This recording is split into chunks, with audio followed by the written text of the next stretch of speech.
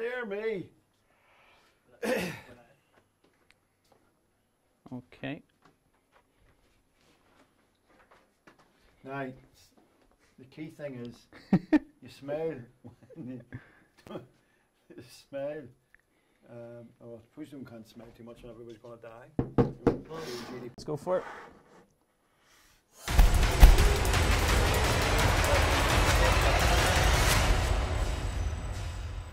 Oh, that's why. That's why. The boys are gone. Okay, so we're live. Okay, so we're live on YouTube as well if you want to log into our stream. Yep. And for all you LinkedIn users, I'm Chris. I'm Henry. And I'm Connor. And we today, just over the last couple of weeks, we've been hearing so much on GDPR, and we thought, right, okay, let's actually record something to help any business owner that's out there get a bit of grips on what they can do regards their website and regards GDPR data protection on your website, because there's so much misinformation out at the minute, which is kind of bit scary for business owners, especially even whenever we had someone walk into the office. It kind of freaked us out a bit, thinking, oh, we need to actually really prepare about what this GDPR is. Yeah, I think, as Chris has already said, being business owners, there's a lot of scaremongering going on at the minute. We're getting phone calls, I'm getting calls from friends who, and we probably want to eliminate any fear around this GDPR process. We're 7 days to go. The 25th. This actually replaces the data protection directive that was actually produced back in 1995, actually. So it's a new day, it's a new dawn, but it's nothing to be frightened about. In fact, there's a lot of guys profiteering from this process, and it's probably just like anything. It's another opportunity to people to extract money from you and I through fear. So why the change? Why has GDPR been brought in? Is because a lot of companies across the world have unethically used your information, my information in a very, very bad way. So they've been very, very bad boys. But we are where we are, and these guys here are going to try and pull away the myth and some of the fear. And I want to say this before we actually go any further. If you need help in any shape or form, and whether we can help you, we'll put you in the right direction. So send a message. So let's get the fear out of the road. If you need any links in relation to GDPR or anything related to it, we will send you links. We've been on all sorts of sites researching this, how it affects us as a multimedia company. So look, sit down, chill out, and enjoy some of the things that these guys are going to talk about. But if you need anything at all, please don't hesitate to send us a link through LinkedIn or phone us here at the office. Yeah, okay. So because we're live at the minute, I'm just going to switch one of our monitors around while Connor actually gives you a bit of an introduction into what his views are on GDPR. Go ahead, Connor. You're in the hot seat. Connor's our DPO, our Data Protection Officer, by the way. So, beautiful guy that he is. Long hair, don't care.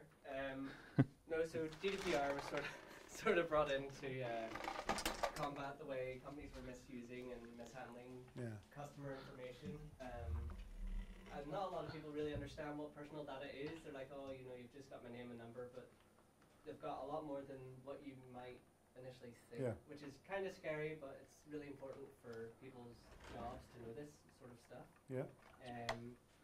They can have your name, your number, your address, your age, where you live, what sort of salary you're bringing in, and any other information like for their service. So if you're an insurance company, you're going to get your car, your details, how many miles you drive, etc.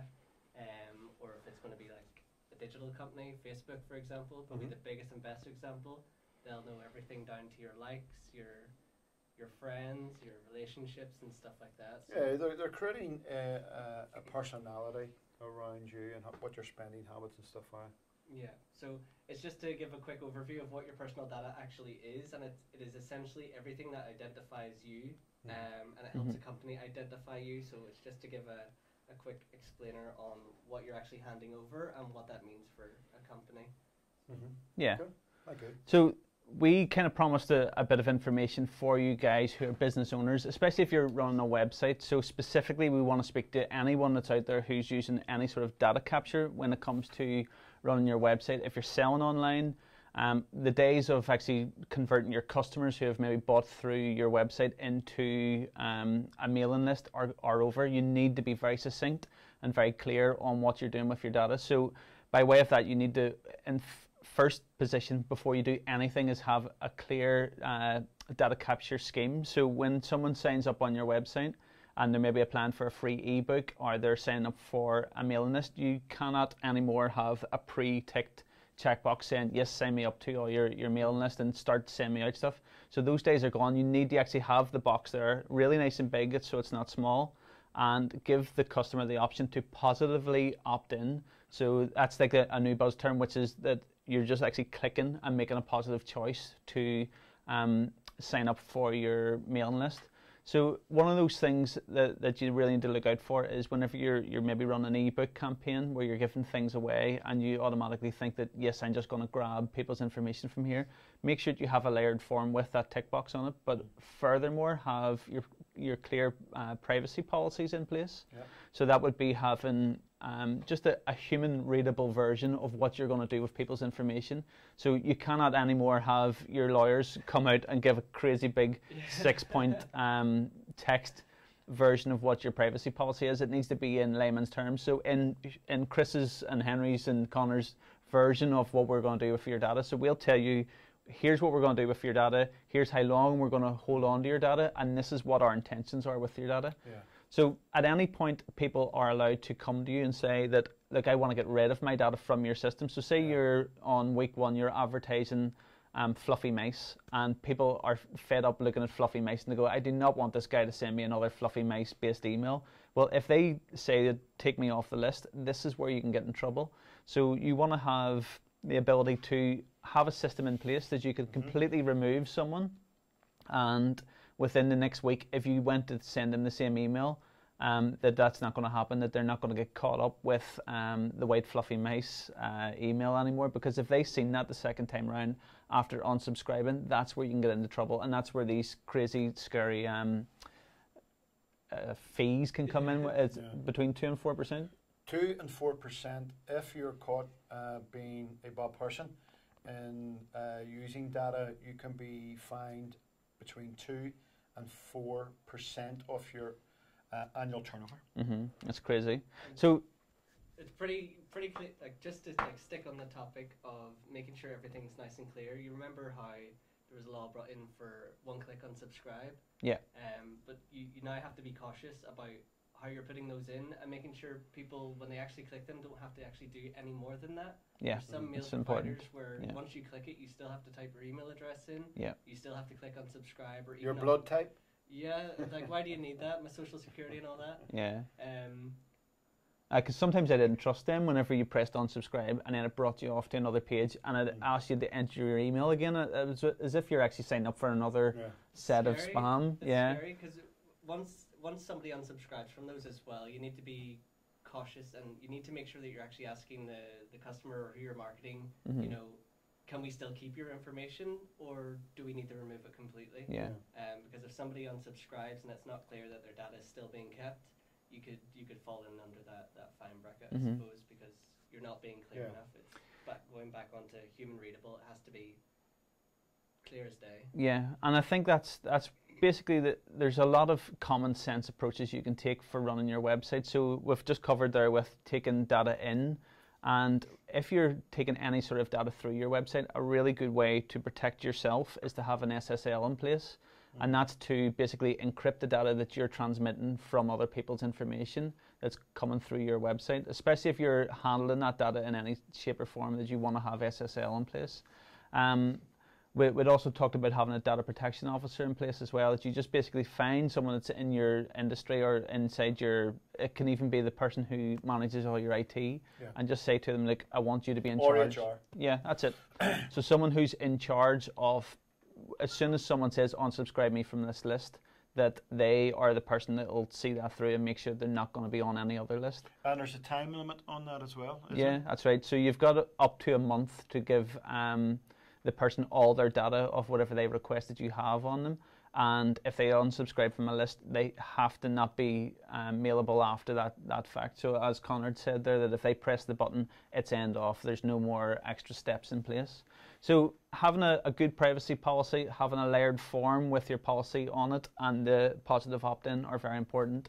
And then another thing is what you actually do with your data that once you have it. So we've covered things like SSL for protecting how it comes to you, but once you actually have it, you need to have other encryption methods in place. So if someone was to maybe steal your mobile phone and you lost your phone, it can't be an access point into all your data. So you need to have that either password secure or another option to be able to wipe out your phone remotely. So just put things in place that you can make sure that if someone was to maybe steal a whole load of data from your office, that it's not going to be yeah, that's it. That's not going to be the end of your business. We've heard crazy stories where people have had like some data that's blown out their window on a summer's day, and they've been fined like £70,000. Crazy stuff. So it's just common sense. You want to lock down your data. You want to keep it in a secure place. And if someone happens to steal your laptop or steal your phone, that they don't have a clear access point to go and get your data again.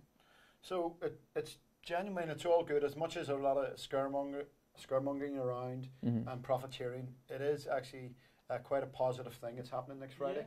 I think it's going to give us a lot more, takes a lot of the control back of our own personal information. So that's the exciting thing. So if you're, as I said earlier, if you've got any niggly questions, please send us a message. If you've got any niggly fears or you need any more links, please don't hesitate to send a link, a message into the office, and we'll give you all the help you need. Again, we're not into, we want to do business with people, we want to build relationships with people, and we want to help.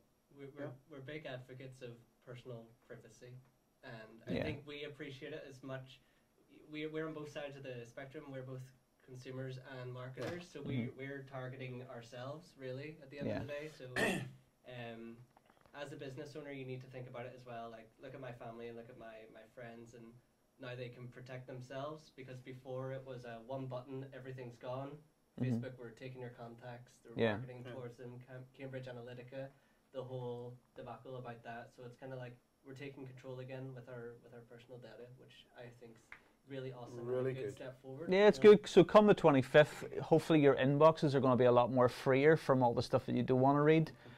It's going to drive up conversions for mail marketing once again. So it means that if you're sending out a mail campaign, that it's the people that actually want to read your mail are going to see it. So it can only be a good thing and a positive thing as long as it's approached in a common sense way. So I think if you just put a bit of common sense into how you're treating data, how you're going forward with your data capture, you're going to have a good time, and it's not going to be all this doom and gloom that everyone's been sharing. So as Henry said, if there's anything that we can help with, we're here to help, and drop us a message or an email. Thanks guys, we'll catch you again. So we'll end this live stream. Have a great weekend. Have a great weekend. Yeah. Thanks, Connor. Thank you.